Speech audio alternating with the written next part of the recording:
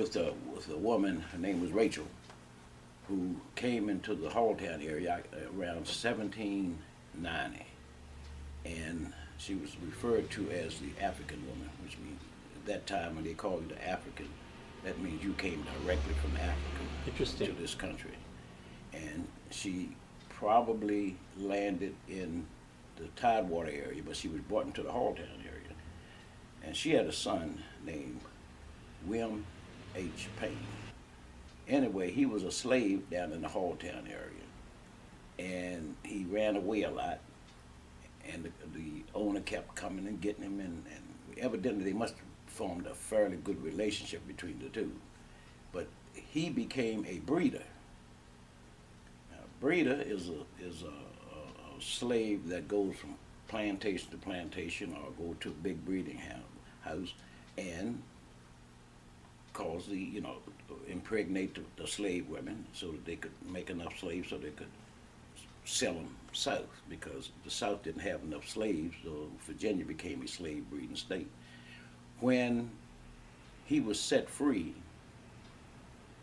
the owner told him, because of your service to me, I want you to go find the last woman that you impregnated and the kid, and I will give you and her a piece of land. And he gave my great great great grandfather, William H. Payne, land down near Halltown. And the area down there was called Payne's Hill. And that's where the history of my family sort of began, because he went and got a woman named Henrietta Parrish who lived in the Duffields area, which was the last woman that he impregnated. And from her came a woman named Harriet Payne, who married a Nichols from down in Maryland. And on that side, it came down to my great-great-grandmother and then my grandmother, and then on down through to my mother's side. So that's how we got here. And from what I've learned through the history that I've been able to gather, that Payne was a slave down in the Halltown area, Ron Hall area, when John Brown made his raid. And if you know where Lewis Washington lived, as you come on back to it, could easily have gotten, him, but he went to the All-Stars. Little things like that, you pick up. And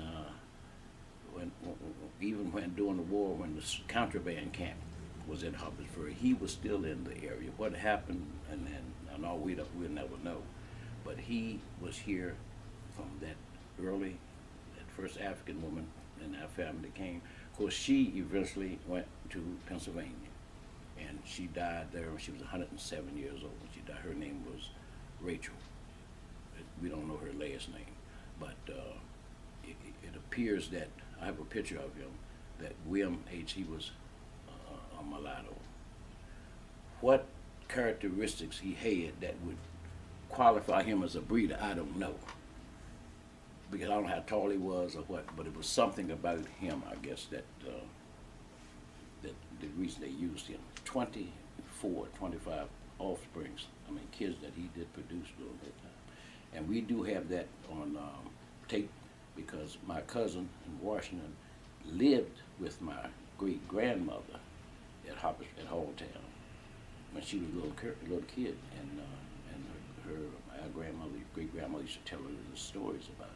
She started doing research too down in Washington, and that's how we come up with that side of the family. It took us years to find out who that woman was, the last woman that he had a baby by, And my sister, Mary Dokes, who lives over, every time I'd go to the courthouse, she always say, Jim, see if you can get some information on a woman named Henrietta Parrish, because that's who her mother talked about all the time.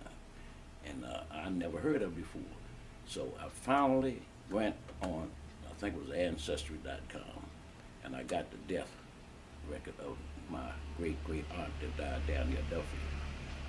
And it showed who her mother was. It was Henrietta Parrish. And that's how we can finally connected the whole thing because William Payne married another woman named Allison's, and we were connected with them, but we weren't really related to that side, only through him.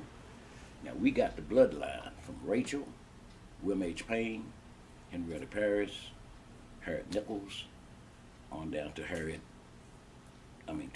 Ella Nichols, down to Harriet Nichols, down to my mother, Harriet E. Dotson Taylor, and that's how we got to the Dotson side. The Harriet Nichols married a William Dotson, and as a result, this is how we got here.